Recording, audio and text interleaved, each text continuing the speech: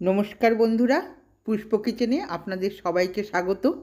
আশা করি সবাই ভালো আছেন। আজকে আমার রেসিপি মুচমুচে পোস্তর বড়া। এইভাবে বানালে বন্ধুরা বড়াটা ভাঙবেও না আর খেতেও খুব টেস্টি হবে।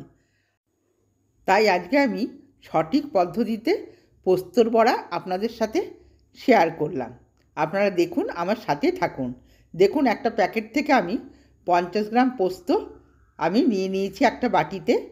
আর নিয়েছি চালের গুঁড়ো, একটা গোটা পেঁয়াজকে কেটে নিয়েছি, খুবই ঝুরো ঝুরো করে কাটতে হবে, কুচি কুচি করে।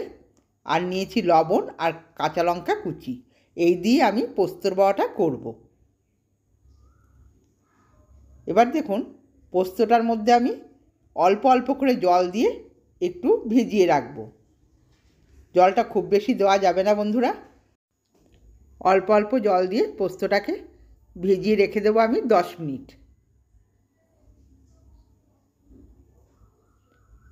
ঢেকে রেখে দিলাম 10 মিনিট। এরপর 10 মিনিট পর চলে এলাম। দেখুন, পোস্তটা কত সুন্দর আমার ভিজে গেছে।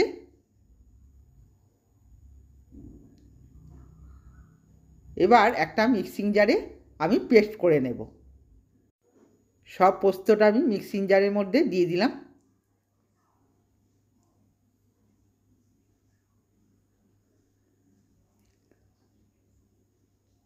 আমি দেখুন সম্পূর্ণ জল ছাড়াই পেস্টটা করব। আর যদি জলের দরকার হয় 1 চামচ কি 2 চামচ জল আপনারা দিতে পারেন। দেখুন হয়ে গেছে। পেস্টটা খুব বেশি মিহি করা চলবে না, আমি দেখিয়ে দিচ্ছি দেখুন। আর বেশি জল হলে পোস্তটা পাতলা হয়ে গেলে বড়াটা করতে খুবই অসুবিধা হবে। ওই জন্য যতটা সম্ভব আপনারা শুকনো করেই পোস্তটা বাটবেন। দেখুন আমি কত শুকনো শুকনো করে পোস্তটা বেটে নিয়েছি। আর খুব মিহি করিনি, একটু দানা দানা আছে। এইভাবে পোস্তটা বাটলে পোস্তর বড়াটা খেতেও খুব ভালো লাগবে। এবার দিয়ে দিচ্ছি কোচানো পেঁয়াজ, কোচানো কাঁচা লঙ্কা। ঝালটা আপনারা পরিমাণ বুঝেই দেবেন। দিয়ে দিচ্ছি 1 চামচ চালের গুঁড়ো। বন্ধুরা, আপনাদের কাছে যদি চালের গুঁড়োটা না থাকে 1 চামচ ময়দাও আপনারা দিতে পারেন। সামান্য পরিমাণে লবণ দিয়ে দিয়েছি। এবার সুন্দর করে মেখে নেব। আমি হাত দিয়ে মেখে নিচ্ছি ভালো করে। বেশ শুকনো শুকনো করে মাখাটা মাখতে হবে। আর মনে রাখতে হবে পেস্টটা করার সময় একদমই যেন পাতলা না হয়। একটু শক্ত শক্ত হলে বড়াগুলোও ভালো হবে আর মাখতেও সুবিধা হবে। দেখুন বন্ধুরা, খুব সুন্দর করে আমি মেখে নিয়েছি। এবারে হাতের মধ্যে করে গোল গোল করে বড়াগুলোকে করে নেব। বড়াগুলো গোল করেছি প্রথমে, তারপরে একটু চ্যাপ্টা করে নেব, তাহলে ভাজলে ভেতরটা কাঁচা থাকবে না।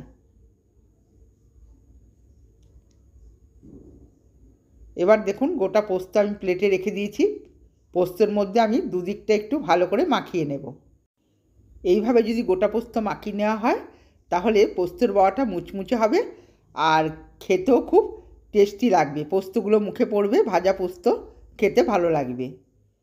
দেখুন আমি এইভাবে আরেকটা আমি বানিয়ে নিচ্ছি।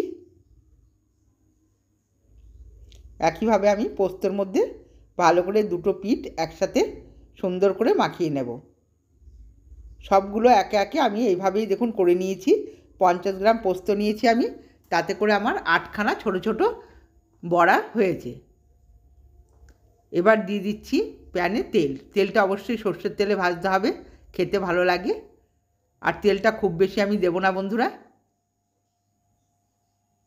দেখুন তেলটা ভালো করে গরম করে নিয়েছি। এবার একে একে বড়াগুলোকে দিয়ে দেব। বাঙালিদের কাছে পোস্তর বড়া খুবই প্রিয়। এই পোস্তর বড়া বন্ধুরা খুবই সাধারণ রেসিপি, অথচ খেতে হবে অসাধারণ। বন্ধুরা, আমার রেসিপিগুলো যদি ভালো লেগে থাকে সাবস্ক্রাইব করবেন, লাইক করবেন আর কমেন্টসে জানাবেন আপনাদের কেমন লাগলো।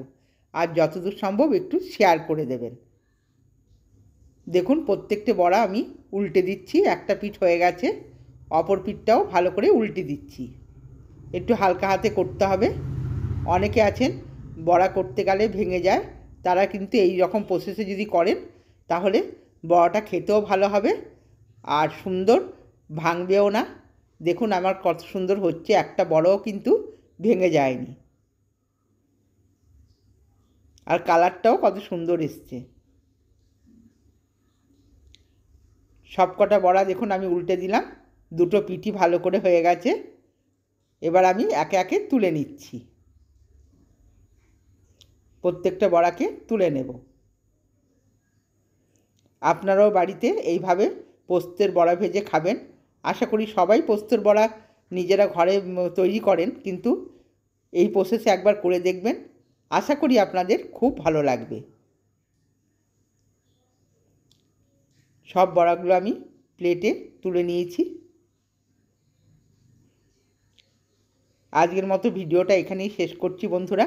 সকলেই ভালো থাকবেন, সুস্থ থাকবেন। ধন্যবাদ।